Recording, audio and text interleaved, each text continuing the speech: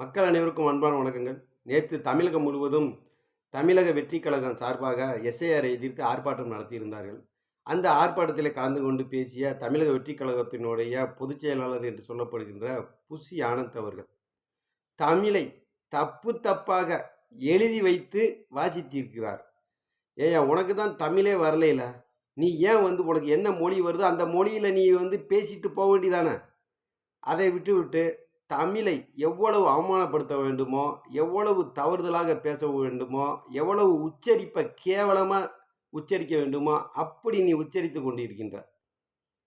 உன்னுடைய கட்சியினுடைய தலைவருடைய பேரு தளபதிய தளவதிங்கிற, மானாட மாடு நடுங்கிற, 84 அது என்ன 84 84 மாலை வழக்கணத்தை தெரிவித்துக் கொள்கின்றேன். பாரபட்சத்தை பாருபட்சங்கிற, வைக்கும் கோரிக்கைக்கு வாய்க்கும் கோரிக்கைங்கிற, ரொம்ப கேவலமாக இருக்குது. நீ அரசியல் பண்ணணும்னு நினைக்கிறீங்க, தமிழகத்தில் அதுவும் அரசியல் பண்ணணும்னு நினைக்கிறீங்க. அப்போ நீங்கள் தமிழை முழுமையாக கற்றுக்கணுங்கய்யா, உச்சரித்து பழகணும். எழுதி வச்சதை கூட படிக்க தெரியாமல் நீ தமிழகத்தில் தமிழக மக்களிடையே ஓட்டை வாங்கி நீ அவர்களை ஆளணும்னு நீ ஆசைப்பட்டுக்கிட்டு இருக்க. தமிழ் மண்ணும் தமிழுடைய மக்கள் உங்களுக்கு அவ்வளவு இலக்காரமாக தெரியுதா? என்ன நினச்சிக்கிட்டு தெரியுங்க மிஸ்டர் புசி ஆனந்த் அவர்களே? வாய்க்கு வந்ததெல்லாம் பேசிக்கொண்டு தெரியுங்க. உங்கள் கட்சியோடைய தலைவரை சொல்லணும்யா. கட்சியோடைய தலைவர் ஒரு பொதுச் செயலாளரை நியமிச்சிருக்காரு இவர். அந்த ஆளுக்கு ஏதாவது கொஞ்சமாவது தமிழ்நாட்டோடைய இல்லை இந்த தேசத்தினுடைய வரலாறு, பாரபட்சம், கலாச்சாரம், கல்ச்சரு ஏதாவது தெரிஞ்சிருந்தா தானே? இல்லை தமிழ் மீது அந்த நபருக்கு பற்றுக்கொண்டு இருந்தால் தானே உன்னைய போன்ற நபர்களை தூக்கி புறந்தள்ளி விட்டுட்டு ஒரு நல்ல தமிழ் பேச தெரிந்த இந்த தமிழ் மண்ணின் மீது பற்றுக்கொண்ட ஒரு நபரை அந்த இடத்துல அமர்த்தியிருப்பாரு. அவருக்கே அந்த மாதிரியான எண்ணங்கள் இல்லை போல தெரியுது. அவரெல்லாம் சினிமாவில் நடித்துவிட்டு குழு ஏசி அறையில் தூங்கி எறிந்துவிட்டு இன்றைக்கி தமிழக மக்களை ஆளணுன்ற ஆசை மட்டும் வந்தால் போதுமா? அதற்கான தகுதிகளை வளர்த்து கொள்ள வேண்டாமா? ஆமாம், இந்த எஸ்ஐஆருடைய உனக்கு ஃபுல் ஃபார்ம் தெரியுமா?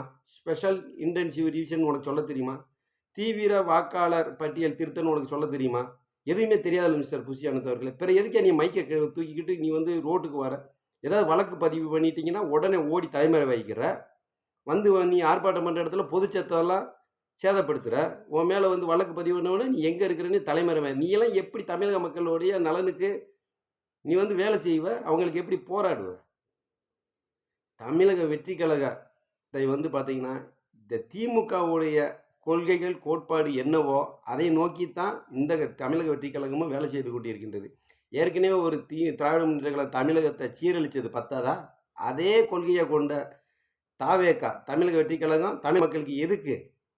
வேற ஒரு புதுமையான ஒரு புது சித்தாந்தம் பேசக்கூடிய, இந்த மண்ணினுடைய கலாச்சாரத்தை பேசக்கூடிய, இந்த மண்ணினுடைய கோவிலை காக்கக்கூடிய, தமிழர்களுடைய பண்பாட்டை பாரம்பரியத்தை கட்டி காக்கக்கூடிய இல்லை பரப்பக்கூடிய அந்த மாதிரி கொள்கை கொண்ட கட்சியை தமிழகத்தில் வாங்கியா.